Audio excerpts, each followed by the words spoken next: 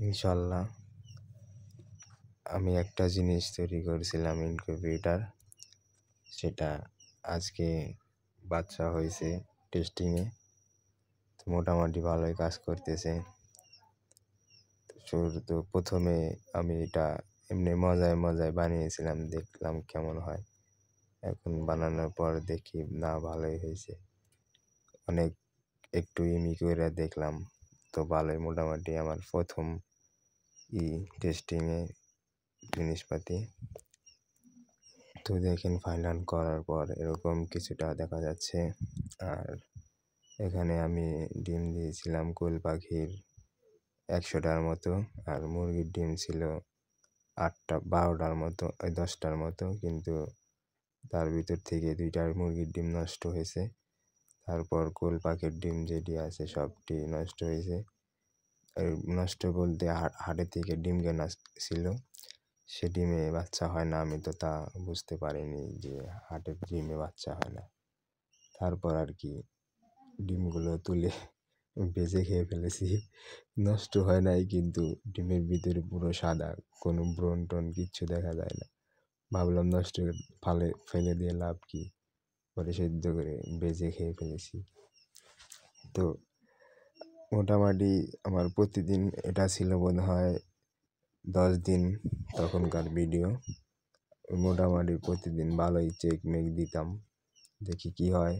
ইনশাল্লাহ মোটামুটি রেজাল্ট ভালোই। ভিডিওটা ছাড়ার ইচ্ছা ছিল অনেক আগে, কিন্তু ছাড়ি নাই, যে বাচ্চা হবে কি না হবে।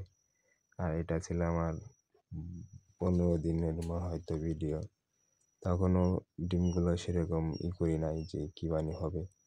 তারপর যখন বুঝতে পারলাম যে না, এগুলো কোনো বাচ্চা হবে না, তখন কোয়েল পাখির ডিমগুলো সব ফেলে দিয়ে যেগুলো ভালো ছিল সেগুলো রাখছি। তো 100টার মধ্যে মোটামুটি 8টা ডিম ভালো ছিল।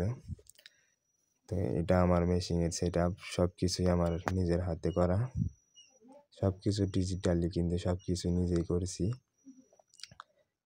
যেহেতু আমি একটা ইলেকট্রিশিয়ান, তো মোটামুটি কিছু ধারণা আছে সব জিনিসেই, সেজন্যই সব কিছুই ডিজিটাল।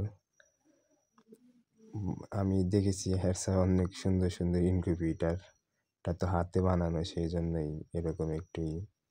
দেখেন এই আমার এটার মনে হয় 15 দিন তখনকার এই ভিডিও। তো মোটামুটি ভালোই ডিমে বোঝা যাচ্ছে যে বাচ্চা হবে কি না হবে। যেগুলো ভালো আছে সেগুলো রেখে, যেগুলো সমস্যা সেগুলো সব ফালা দিছি। তো মোটামুটি আইডিয়াটা ইনকিউবেটর বানানোর অনেক আগে থেকে শখ ছিল, কিন্তু সেরকমভাবে করি নাই। কিন্তু এবার একটু দেখলাম পারি কিনা। তো মোটামুটি ভালোই হয়েছে। আশা করি বাচ্চা সবগুলোই হবে, যেহেতু আমি ভালো করে যত্ন করেছি। যত্নটাই মেন। আপনি ইনকিউবেটর কেনেন বা বানান, ঠিক মতো ডিম যত্ন করলে তাইলে বাচ্চা হবে, না হলে হবে না। আর মোটামুটি আপডেট আরও দেবো যখন, যদি মুরগির বাচ্চাগুলো হয় তখন। এখন সঠিক বলতে পারতেছি না, যত সম্ভব 12-13 তারিখে বাচ্চা হবে। আর এটা আমার প্রথম বাচ্চা হয়েছে, আমি অনেক খুশি। এটাই আমার ফার্স্ট বাচ্চা হয়েছে ইনকিউবেটরে। ভালো।